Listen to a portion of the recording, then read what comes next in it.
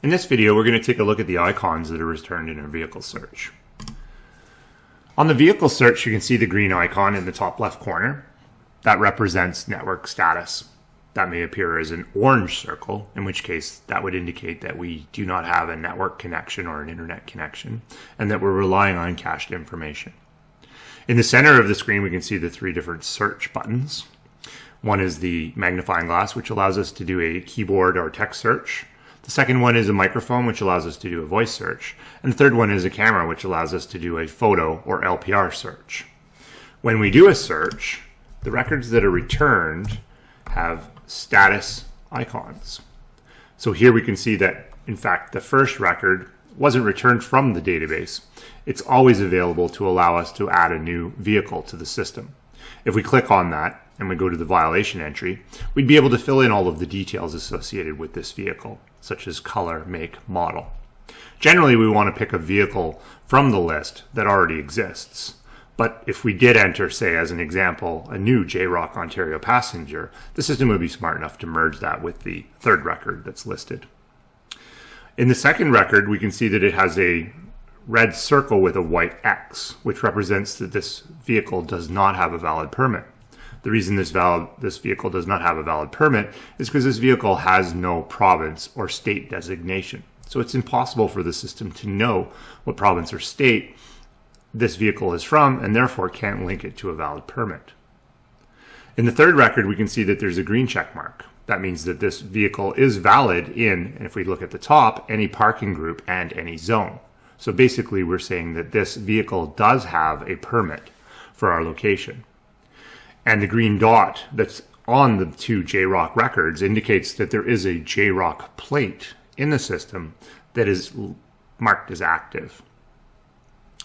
Now, if we were to change any parking group to any ungrouped lots, and we were to do the same search, so this would be lots that currently don't belong to a group, we can see that JROC in this case is returned, the last record is returned with a blue circle with a white exclamation point. If we click on that, we can see that it has the actual permit is shown in blue, which we call the permit pill, and the pill indicates that this is a yearly red student parking permit. If I click on that, I'm able to bring up information about the actual permit number and when this will expire. So the system in this case is telling us that this vehicle does have an active permit in the system, but it's not in the current group or zone that was selected in the pick lists. So again, if we go back to the top and we select any parking group, so that's any lots that are grouped, and we do a search, we can see that we get the green check mark. And if we click on that, you'll see that the pill this time is showing green. Now, if we want to, we can also bring up a vehicle that has a chalk record. So we bring that up. We get the audible alarm because this vehicle has been parked for more than a particular period of time. And so this system is indicating that we should be giving this vehicle a violation.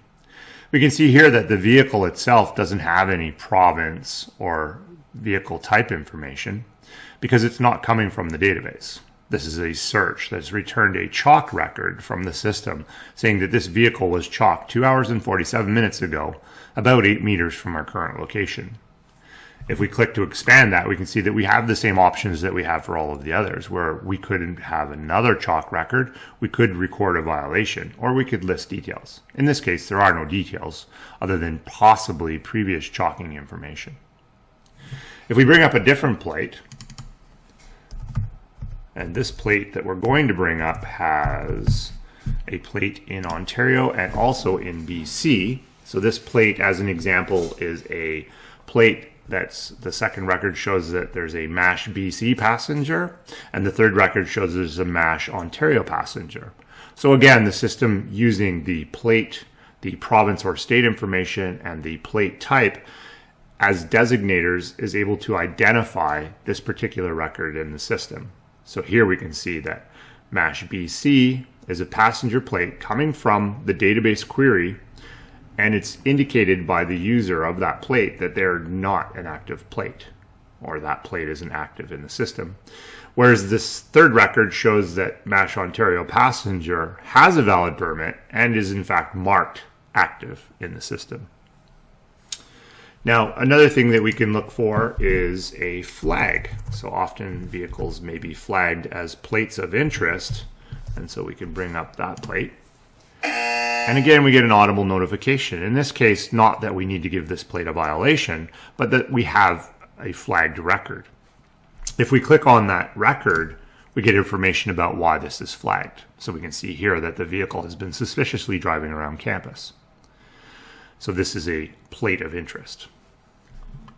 Another time that we may see that flag is when we do a search for a plate. Let's try ADMN 485, and I'll do a search. And we can see here that we get, excuse me, again, that audible indicator and a flag. And when we click on it, in this case, we can see that this is a potential misuse of a permit. So in this case, this user has two vehicles on their profile. One is ADMN 485, and the other is BTZ V831. While we were doing our patrol, we actually recorded the fact that we had seen, just by doing a search, that we had seen BTZV831 at 334. So now when we're doing a search for ADMN 485, the system's smart enough to say, hey, I've already noticed that you did a search for a vehicle that's linked to this permit, and they only have one permit, yet they have two vehicles. And so we get this message that there's a potential misuse of permit.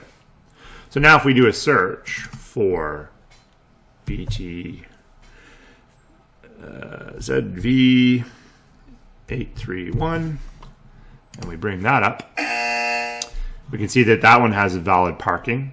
But again, when we click on it, so both ADMN 485 and BTZV831, both are listed as having valid parking because there is a permit associated with the profile. But the user has two vehicles, and both of the vehicles are currently marked active. I believe that covers all of the icons that we would see in the vehicle search interface. So thank you for watching.